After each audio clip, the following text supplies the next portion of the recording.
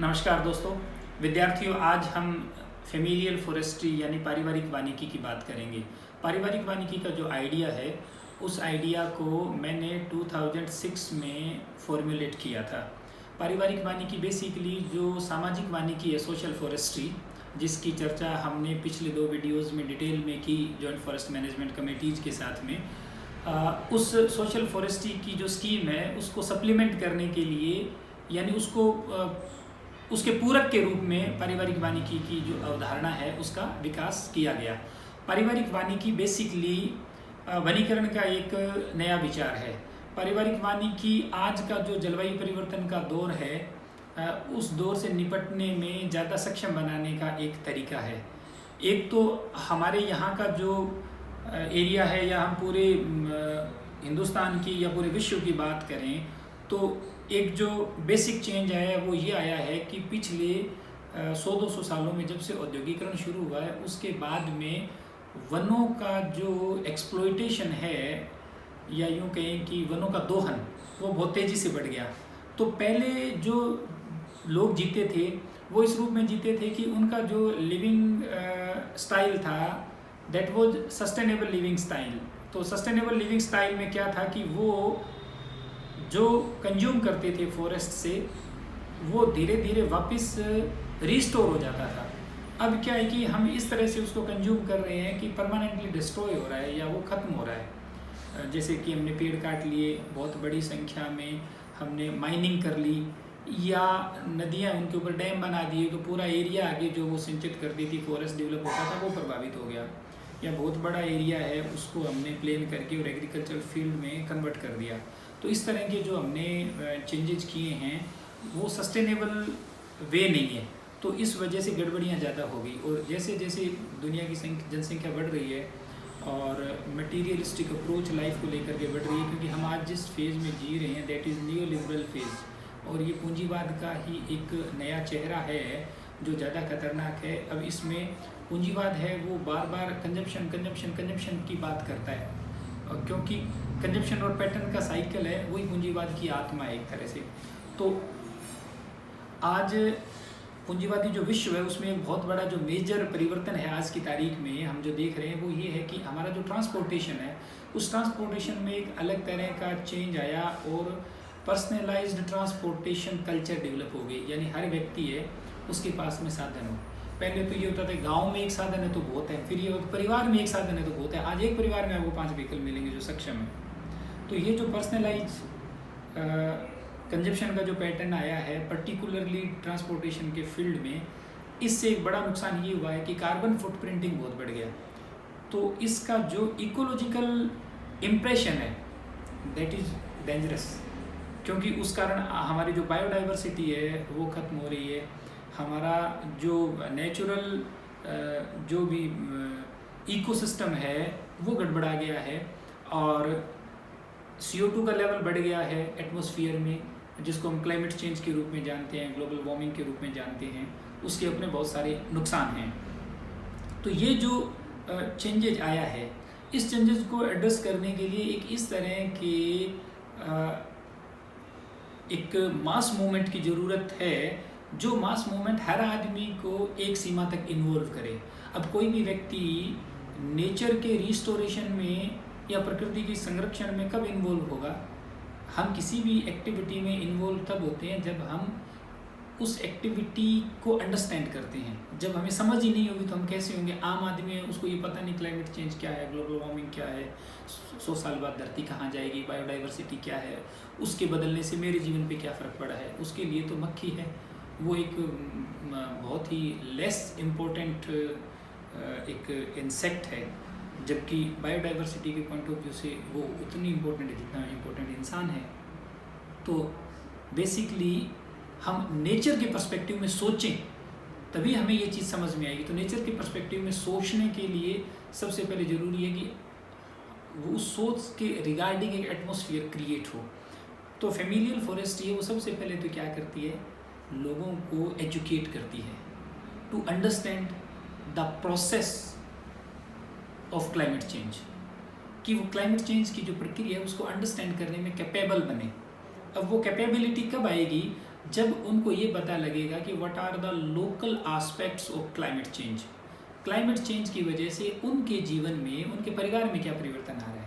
तो पारिवारिक वानिकी बिल्कुल बेसिक जो यूनिट है सोसाइटी की, दैट इज़ फैमिली, उसको पकड़ती है।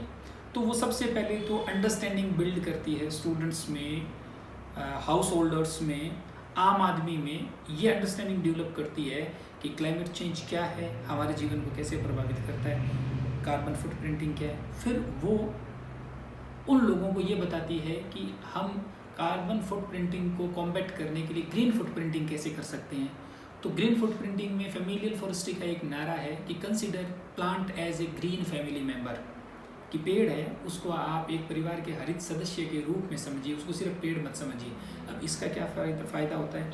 उसका ये फ़ायदा होता है कि जैसे ही हम ये मानते हैं कि पेड़ नहीं है, ये हमारे घर का ग्रीन फैमिली मेंबर है, तो क्या होता है कि सेंस ऑफ रिस्पॉन्सिबिलिटी बढ़ जाती है, उसके प्रति सेंस ऑफ अटैचमेंट आ जाता है।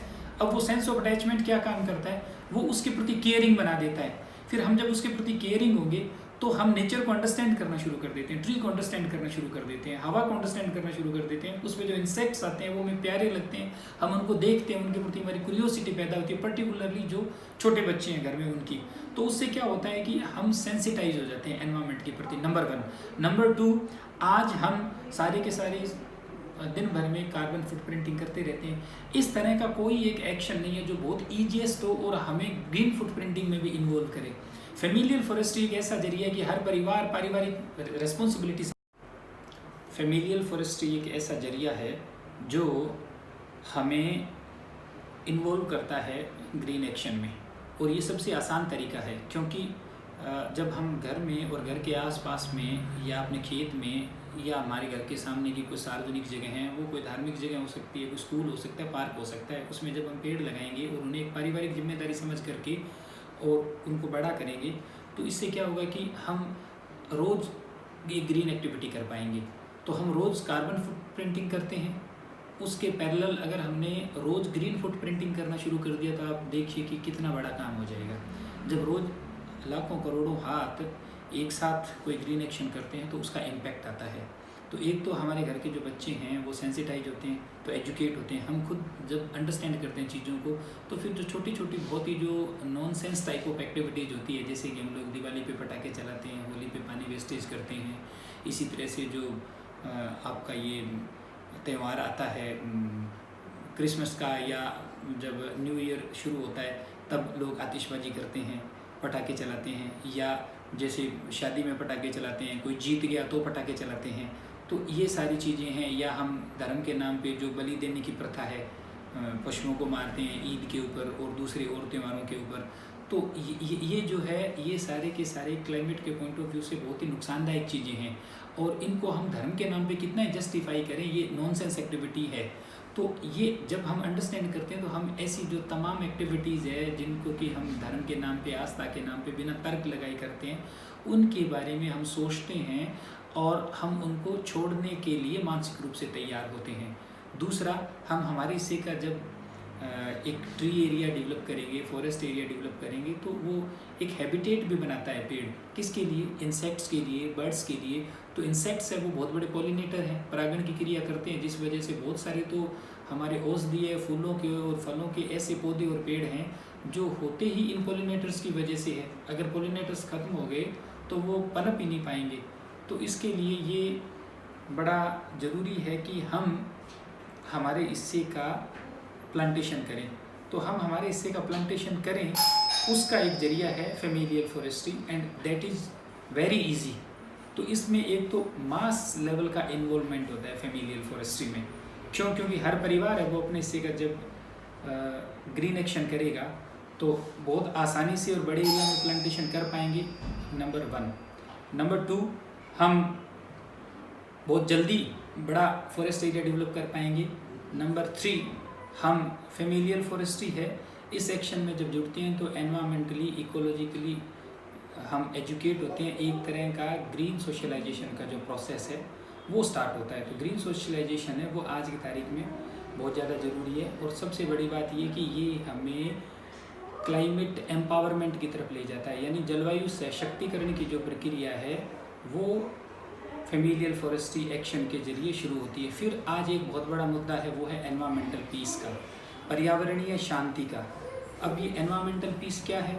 एनवायरमेंटल पीस है कि हम एनवायरमेंट को एक लिविंग एंटाइटी के रूप में कंसीडर करते हुए हम एक एम्पैथेटिक यानी परानुभूति का भाव एनवायरमेंट के प्रति डेवलप करें। वो जब हम परानुभूति का भाव डेवलप करेंगे तभी जा कर के और हम एनवायरमेंट को प्रॉपरली अंडरस्टैंड कर पाएंगे और एनवायरमेंट को नर्चर कर पाएंगे। तो ये जो एनवायरमेंटल पीस है वो आज सबसे बड़ी ज़रूरत है।